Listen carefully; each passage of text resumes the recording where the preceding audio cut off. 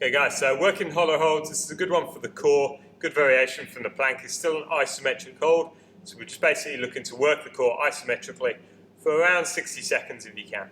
Alright, so we're going to come down into the seated position, basically in this exercise.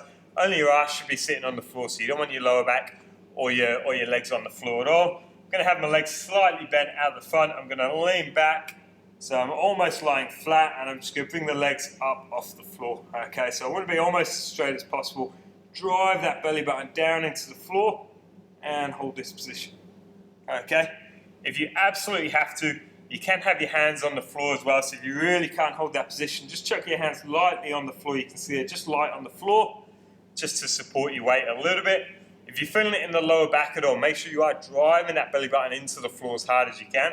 But also bring the legs up a little bit as well. Okay, so you haven't got to go quite as low out as you can. Bring the legs up a little bit more into that kind of V shape, and that's going to take it out of the back just a little bit.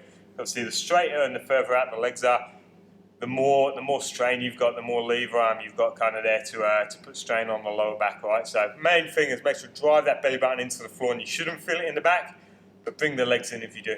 All right. Enjoy.